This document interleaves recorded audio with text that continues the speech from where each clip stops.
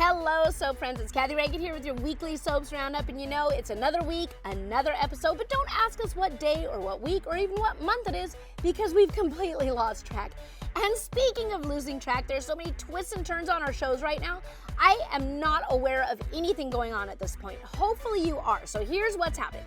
First on The Bold and the Beautiful, while clearly ignoring the stay-at-home orders, Ridge and Shauna shared a wild drunken night in Vegas. I mean, is there any other kind?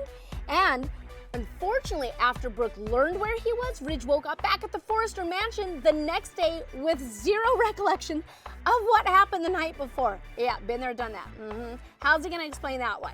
And Flo wanted Sally to move out of Wyatt's, but when Sally pretended that she's getting worse, he couldn't let her leave. Well, Flo accessed Sally's medical record on Dr. Escobar's laptop and was stunned.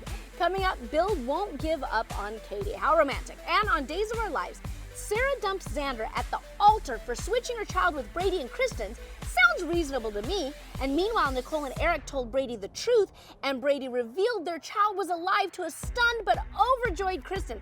However, Sarah cracked and kidnapped the child rather than give her up. So don't get excited, there's not a happy ending just yet, kids. Now, Steve recalled who he was and learned of the events of the past year, including Adrian's death and being brainwashed into becoming Stefano. That's a lot to process. Now, Kayla faced a choice of staying with Justin or returning to Steve. Coming up, Kristen stabs Victor. Over on General Hospital, Dr. Obrecht learned she was being sent to The Hague for trial, and Robert promised to keep an eye on Maxie and James for her. Peter remains suspicious that Robert hadn't given up investigating him, and Sasha, Chase, Willow, and Michael continue to consider the idea of Michael and Willow getting married to help Michael's custody case against Nell. And at Violet's birthday party, Charlotte, bless her little heart, hid her pet snake in Ava's purse, causing quite a commotion. Coming up, Julian catches the attention of an unwelcome source. And you guys, finally on The Young and the Restless, Victoria told Alyssa that Adam used her to become CEO of Newman and isn't printing her story. Later, Victoria informed Billy that she may have a story for Chancellor Media. Now, Nick confronted Adam after learning he took over Newman and doubted his story that Victor was a murderer.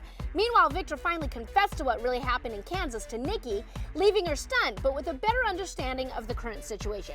Well, I'm glad she has an understanding of this current situation because I've got no clue what's going on, and how does anyone, especially Nikki, get stunned by anything Victor does at this point, you guys? Seriously. And realizing Theo was up to no good, as usual, Kyle and Summer set a trap for him. Coming up, Theo gets fired from Jabot. Yay, finally. And that's it for this week, you guys. Stay safe. We'll see you next time on the Weekly Soaps Roundup.